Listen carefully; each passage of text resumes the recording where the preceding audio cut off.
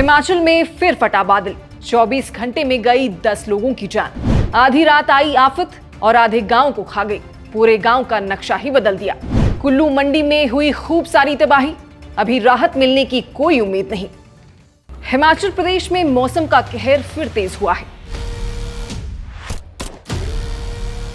सुबह करीब 4 बजे कुल्लू जिले के शालानाला में बादल फटने की पुष्टि हुई और उसके तुरंत बाद पानी और मलबे का तेज बहाव नीचे की ओर आया। कुल्लू मंडी बेल्ट के कई हिस्सों में नुकसान दर्ज हुआ। टकोली सब्जी मंडी और टकोली 4 लेन पर मलबा भर गया। कई जगहों पर सड़क किनारे खड़ी गाड़ियां आंशिक रूप से दब गईं और ट्रैफिक रोकना पड़ा। मलाना डैम को भी क्षति पहुंची है। तकनीकी टीमें साइट पर पहुंचकर तात्कालिक मरम्मत और सुरक्षा घेरा बनाने में लगी हैं।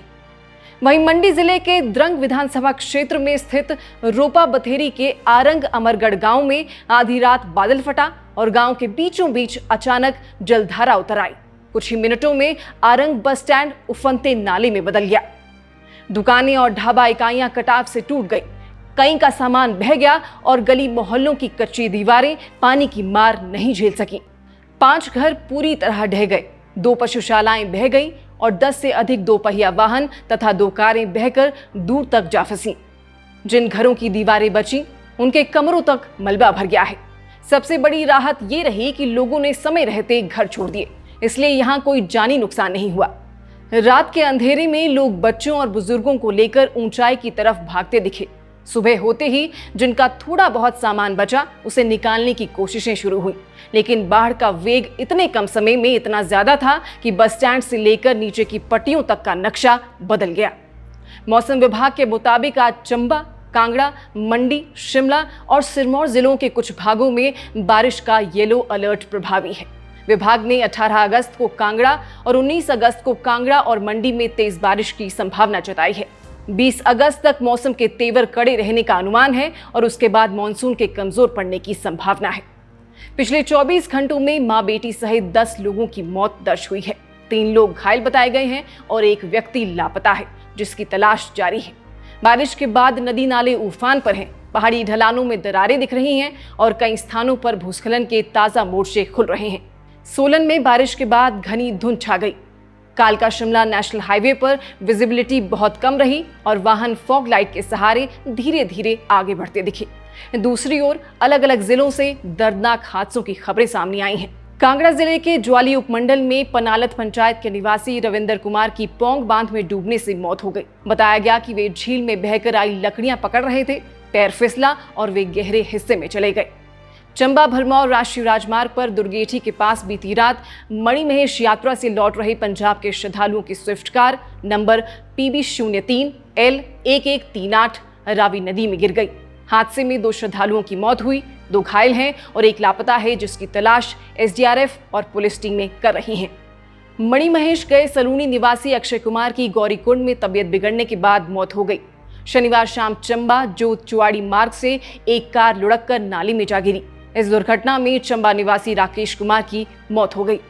उधर किन्नौर जिले के यूलाकांडा में भगवान श्री कृष्ण के मंदिर में जन्माष्टमी मनाने जा रहे दिल्ली के 2 श्रद्धालु भूस्खलन की चपेट में आ गए। यूलडांग नाले में मलबे और पत्थरों के साथ नीचे गिरते हुए दोनों की मौत हो गई। किन्नौर के शिल्टी मार्ग पर देर रात एक और सड़क हादसे में एक महिला की मौत की पुष्टि हुई है।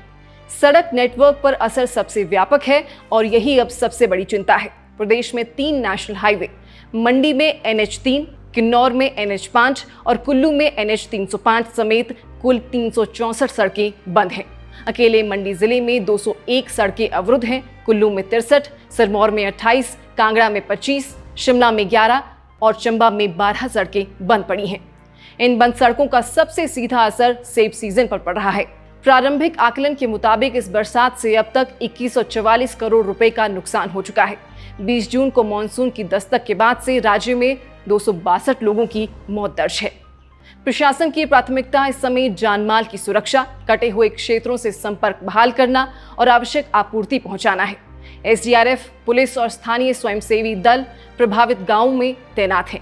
जल भराव वाले इलाकों में करंट के खतरे को देखते हुए कई फीडरों को अस्थायी रूप से बंद रखा गया है।